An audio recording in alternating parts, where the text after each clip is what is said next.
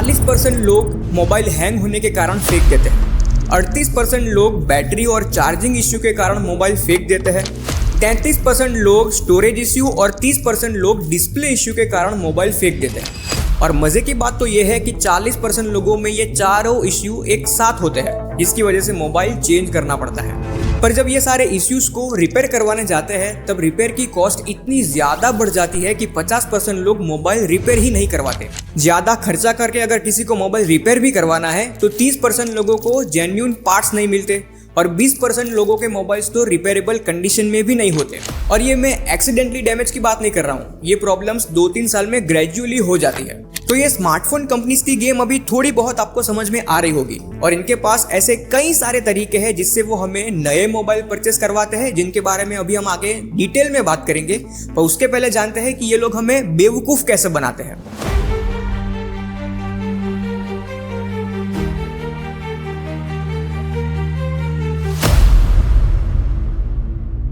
सबसे पहला तरीका है जो आजकल बहुत हॉट फेवरेट चल रहा है, AI artificial intelligence.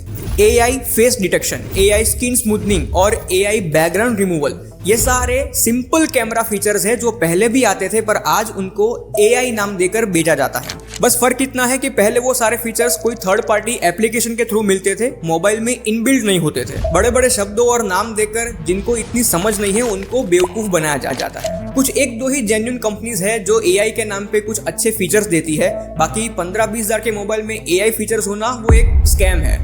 Google Pixel 9 जो अभी लॉन्च हुआ है उसमें एक कैमरा फीचर है जिसकी अभी बहुत मार्केटिंग हो रही है, जिसमें आप फोटो लेने वालों को भी फ्रेम में ले सकते हो और या फिर आपके 2-3 क्लोन बना सकते हो। तो ये कोई नई बात नहीं है। क्लोन कैमरा करके एक एप्लीकेशन आती है जो 2016-17 में मैंने यूज की थी, जिसमें आप अपने आप के 2-3 क्लोन बना सकते हो। मतलब कि आज AI के नाम पे ही थर्ड पार्टी एप्लीकेशन के फीचर्स जो है वो मोबाइल में इनबिल्ट करके नया फीचर वैसे मार्केट किया जाता है और लोगों को बेवकूफ बनाया जाता है। दूसरा इनका बेवकूफ बनाने का तरीका है प्राइसिंग। चलिए एक एग्जांपल के साथ समझते हैं। और हाँ, ये जो एग्जांपल मैं बता रहा हूँ ये कोई पर्टिकुलर कंपनी को टारगेट नहीं कर रहा हूँ, पर ऑलमोस्ट अभी सारी कंपनीज की यही स्ट्रेटेजी है। देखिए Realme P1 ये मॉडल अभी लॉन्च हुआ है 4 महीने पहले और इसका आप प्रोमो देखिए, क्या लग्जूरियस और फ्लैशी प्रोमो बनाया है। और उसमें प्राइस दिखा रहे हैं 14,999, जिसके आगे लिखा है फ्रॉम, मतलब कि जो बेस मॉडल है जो स्टार्टिंग प्राइस है वो है 14,999। पर जब हम Realme की वेबसाइट पर जाते हैं तो प्राइस दिखा रहे हैं 15,999, 1,000 रुपये बढ़ गए। और अगर हम फ्लिपकार्ट पर देखते हैं तो वहां पर भी प्राइस दिखा रहे हैं 15,999। तो फिर इनकी एड में वो 14,999 क्यों दिखा रहे हैं? क्योंकि उस टाइम पे जो भी अलग अलग ऑफर्स चल रही है, जो भी credit card cashback, UPI cashback, ये सब कुछ मिला के जो भी लिस्ट प्राइस आएगी वो लोग वो दिखाते हैं। मतलब ये कोई इलीगल चीज नहीं है पर ये एथिकल भी नहीं है।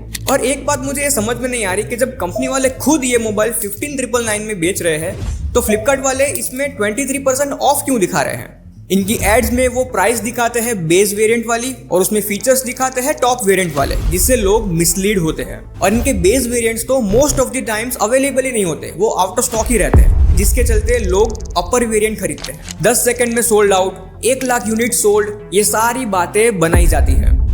तीसरा, ये लोग रैम के नाम पर बेवकूफ बनाते हैं। और ये तो ऐसी बात है कि स्विमिंग सीखना है तो स्विमिंग पूल में फिजिकल जाना पड़ता है, ऑनलाइन ट्यूटोरियल देख के कोई फायदा नहीं होता। ठीक वैसे ही ये लोग 12 GB रैम, 16 GB रैम वैसे मार्केटिंग करते हैं, पर एक्चुअल में रैम होती है 8 GB और दूसरी 8 GB होती है वर्चुअल रैम। अब देखिए ये जो रैम है वो एक हार्डवेयर कंपोनेंट है जो मोबाइल के अंदर लगता है, जिससे मोबाइल स्मूथ चलता है। पर यही चीज अगर इंटरनेट पे हो, क्लाउड पे हो तो कैसे चलेगा? कुछ सेंस ही नहीं है इस बात का। पर जिन लोगों को इन सब में ज्यादा समझ नहीं है उनको रैम के बड़े बड़े नंबर दिखाकर वर्चुअल रैम और रैम बूस्टिंग के नाम पर लूट लिया जाता है। चौथा इनका टैक्टिक है फास्ट बैटरी चार्जिंग। एड्स में ये लोग दिखाते हैं ultra fast charging, 45 what, 60 what, 80 what, 100 what की फास्ट चार्जिंग कैपेसिटी। और यहाँ पर ये मोबाइल वाले थोड़े ईमानदार भी होते हैं। ये लोग मोबाइल तो ऐसे बनाते हैं जिसमें फास्ट चार्जिंग की कैपेसिटी हो, पर साथ में जो चार्जर देते हैं वो बहुत ही बेसिक वाला 15 वॉट का सिंपल सा देते हैं। पर अगर आपको मोबाइल की ऑप्टिमम कैपेसिटी को यूज करना है तो हाई कैपेसिटी वाले चार्जर आपको खुद से अलग से खरीदने पड़ेंगे। एप्पल ने भी जो आईफोन में चार्जर्स देना बंद कर दिया है, जिससे वो लोग हर साल $6 बिलियन अलग से कमाते हैं। मोबाइल से ईयरफोन जैक हटा देना वो भी एक स्ट्रेटेजी है ताकि हम उनके वायरलेस ब्लूटूथ डिवाइसेस खरीदें। मान लो कि आज भी अगर मोबाइल्स में 3.5 mm का हेडफोन जैक आता तो क्या हम ये ब्लूटूथ वायरलेस डिवाइस खरीदते? नहीं खरीदते, क्योंकि जब ये हेडफोन का जैक आता था तब भी ब्लूटूथ डिवाइसेस तो आते थे पर वो बिकते नहीं थे, क्योंकि ये वायर वाले ही कन्वीनियंट थे और उसमें ही अच्छी साउंड क्वालिटी आती है। और ये वायरलेस डिवाइसेस के ऊपर तो आज अलग से बड़ी बड़ी कंपनीज खड़ी हो गई है जो हर साल हजारों करोड़ का रेवेन्यू करती है। तो अभी अगर आपको ये समझ में आ रहा है कि ये लोग हमसे स्कैम कैसे करते हैं तो कमेंट में लिख दीजिए #मोबाइल स्कैम। तो चलिए अब जानते हैं कि ये मोबाइल कंपनीज कैसी स्ट्रेटेजी लगाती है हमसे नए मोबाइल परचेस करवाने के लिए। सबसे पहले तो ये लोग हर 1-2 महीने में नए मॉडल्स लॉन्च कर देते हैं, कुछ ना कुछ नए चेंजेस करके, और उसमें फीचर्स में कुछ नया नहीं होता, सिर्फ डिजाइन एलिमेंट में थोड़ा बहुत चेंज करके एक नया मॉडल बनाया जाता है और हमको ऐसा फील करवाया जाता है कि हमारे पास जो अभी मोबाइल है वो बहुत पुराना है, उसकी टेक्नोलॉजी पुरानी है, हम आउटडेटेड हो गए हैं। वैसे एप्पल भी तो कैमरा थोड़ा ऊपर नीचे करके नया मॉडल लॉन्च करते हैं, पर वो हर एक साल नया मॉडल लाते हैं, वो 2-3 महीने में नहीं लाते। पर एप्पल और 1-2 कंपनी को छोड़कर बहुत सारी कंपनीज ऐसी हैं जो हर 1-2 महीने में नए मॉडल लेके आती है और उसकी मार्केटिंग करके हमको ऐसा फील करवाया जाता है कि हम आउटडेटेड हो गए हैं, हमको ये नई टेक्नोलॉजी लेनी पड़ेगी। ऐसा वो लोग एक फोमो क्रिएट करते हैं और आजकल तो इतने मोबाइल्स लॉन्च होते हैं कि 1 साल बाद तो उनके कवर्स भी मिलना बंद हो जाते हैं।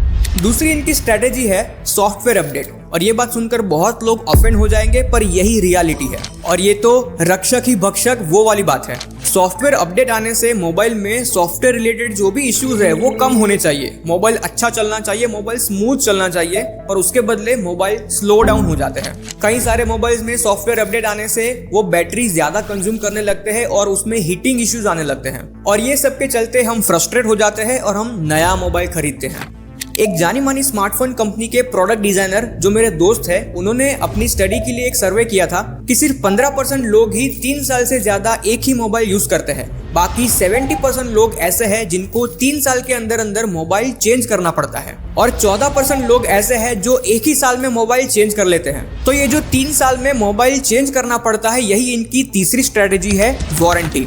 मोबाइल हाई क्वालिटी का बनाया जाता है जो ऑलमोस्ट 4-5 साल तो आराम से चल सकता है, पर उसमें वारंटी देते हैं सिर्फ 1 साल की। फिर वारंटी के बाद मोबाइल में जब कोई इश्यू आता है और हम रिपेयर करवाने जाते हैं तो रिपेयरिंग की कॉस्ट इतनी हाई हो जाती है कि 50% लोग मोबाइल रिपेयर ही नहीं करवाते, और ज्यादा खर्चा करके किसी को अगर मोबाइल रिपेयर भी करवाना है तो उनको जेन्युइन पार्ट्स नहीं मिलते, और 20% लोगों के मोबाइल्स तो रिपेयरेबल कंडीशन में भी नहीं होते। और अगर मान लो आप मोबाइल बहुत अच्छे से यूज करते हो, आपके मोबाइल में कोई फिजिकल डैमेजेस नहीं होते, तो आपके मोबाइल में सॉफ्टवेयर अपडेट दे देकर उसको सिगरेट पिला कर अंदर से खोखला कर दिया जाता है ताकि हम नया मोबाइल खरीदे। एक बार कमेंट में लिख दीजिए #मोबाइल स्कैम, और अगर आपको कुछ वैल्यू मिली हो तो लाइक करके सब्सक्राइब कर दीजिए, क्योंकि मैं ऐसे वीडियोस बनाता हूं जिससे आपको कुछ फायदा मिले तन मन धन से।